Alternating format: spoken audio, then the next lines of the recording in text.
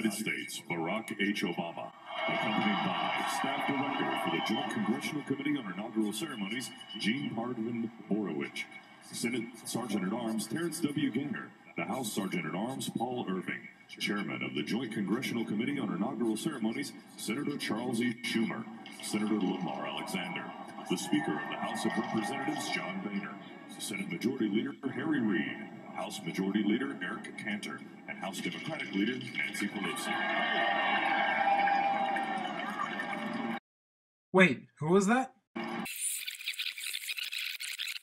Senate Sergeant-at-Arms Terrence W. Gaynor, the House Sergeant-at-Arms Paul Irving, Chairman of the Joint Congressional Committee on Inaugural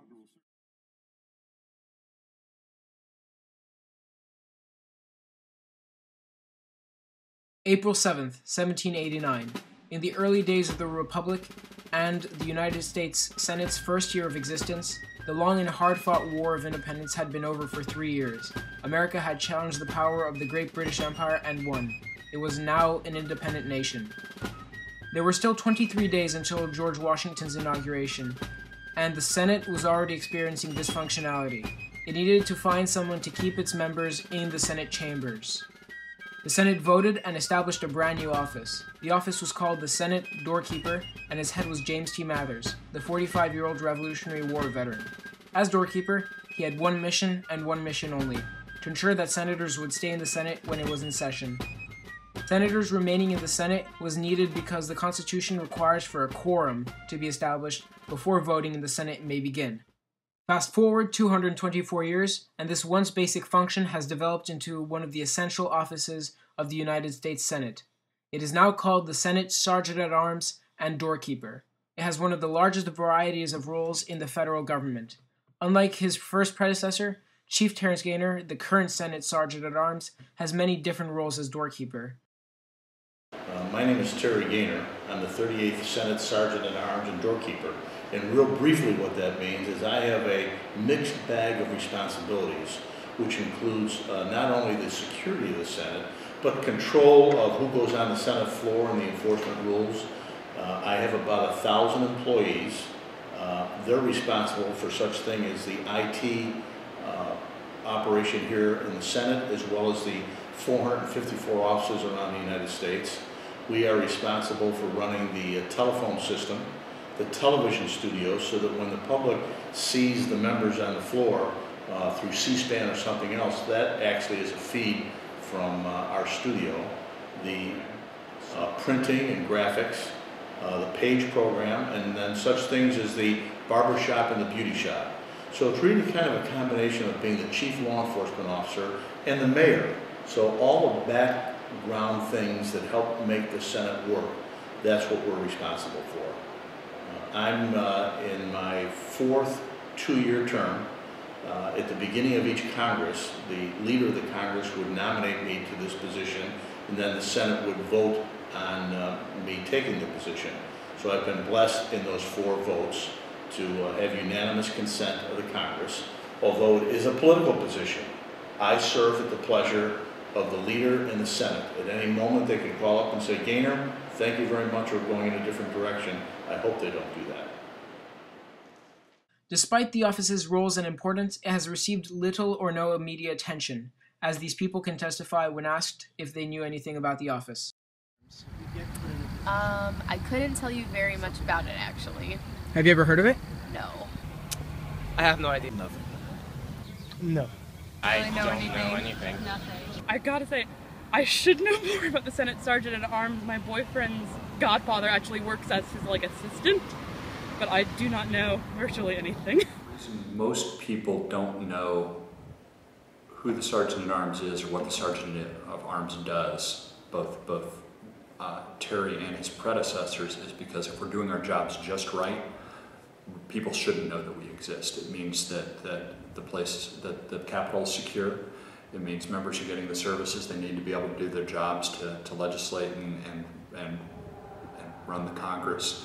And it means that the staff around here are safe in getting the things that they need to do. We tend to only be in the news when something goes wrong. We make it into the news when things like the shooting in the Navy Yard.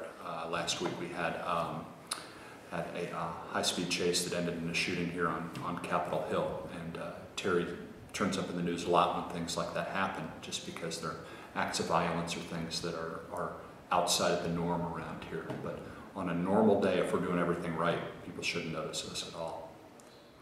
I don't know that we wake up in the morning hoping to remain anonymous. I think that's the way it works out. There are 100 members of the Senate who are in the business of making news, and they're pretty good at it. It's what they do. It's part of their job in terms of how you apply political pressure to try and get an outcome or win a vote that you want. So it doesn't make a lot of sense for us to be competing with that. Our footprint's also comparatively small.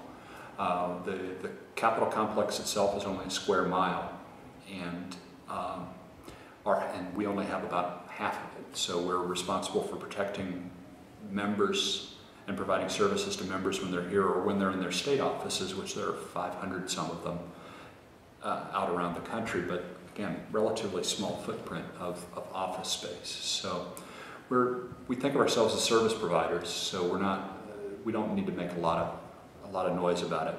We don't do a lot of investigating like the FBI does. We certainly don't have as many employees, and they've got employees all over the country. So I think we accept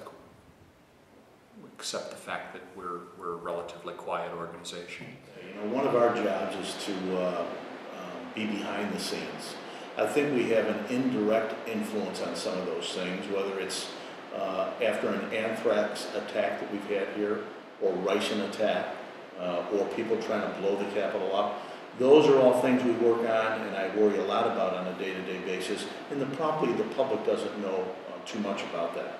But what we do in the 1,000 employees here is really out of the limelight. We are here to serve every member of the Senate, no matter what party they're in or how they're elected or appointed. In the immediate aftermath of September 11th, there were a lot of changes imposed here in the complex. If you walk around outside, you see security bollards that have created a much wider perimeter than we used to have. There's a lot more security getting in and out of the building, a lot more security to get in and off of the plaza out front. The screenings of staff and the public have increased pretty dramatically. There are physical security improvements to this building. There have been a lot of security improvements to the office buildings, and the police force is probably nearly double in size since September 11th. There used to be a time when you could drive a car right up to the outside of the building, or you could have a picnic right outside the building. Even when I was an intern here in the 1980s, security was pretty light. Like everywhere else in the country, everything has changed a lot security-wise since September 11th, which is both a shame, but it's also the reality of our world. So we've spent a lot of resources and put a lot of people on doing all the things that we can do, given that these are public buildings. People need to have access to their congressmen and their senators. There's always going to be the tension between the openness required in a democracy and the security required to keep the symbols of our democracy and our members safe. So it's something we worry about a lot.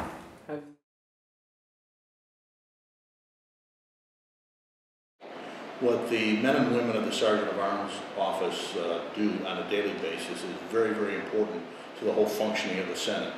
Number one, all those background administrative things that need to be done, we're responsible for, whether it's the telephones, the TVs, the printing, the post office, the pages. All those things are done to let the senators do their business. So we're really behind the scenes. One of the other critical things we do is law enforcement. I'm the chief law enforcement officer of the Senate. So it is my responsibility to oversee the police department, where I once worked, and to provide the security that the members of the Senate need, as well as their families, no matter where they are in the United States or across the globe. The office represents a monumental importance to the American democratic process. Chief Gaynor was able to shed a little bit of light on the matter. Well, our office is an important part of it because we have a role in enduring constitutional government. That's how the legislative branch interacts with the executive branch and the judicial branch. So this office is responsible for making sure those things meld on a day-to-day basis, but especially if there's a crisis. So we do a lot of planning and exercise as to how we make sure these three branches form a relationship.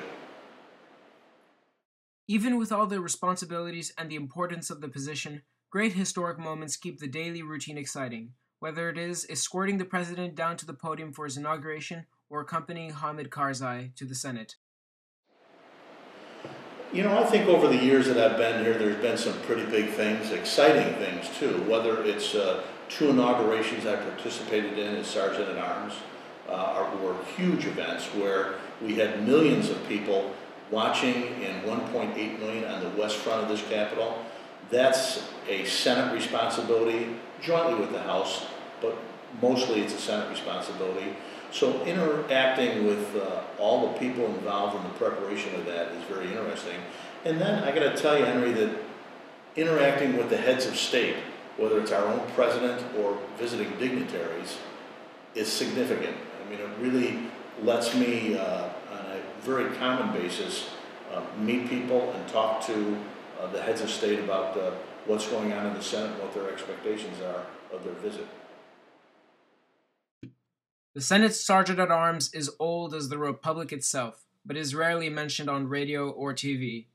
In a city like Washington, D.C., where the workings of the Congress are aired daily in the press and by pundits, the Sergeant at Arms is anonymous. But it is hugely important, making everything come together so that our senators can sit down, talk, debate, and legislate. This little 1,000-man office is the heart of the Senate. It keeps everything running like a healthy body. Without it, the Senate wouldn't open its doors every day and keep the land of the free and the home of the brave afloat.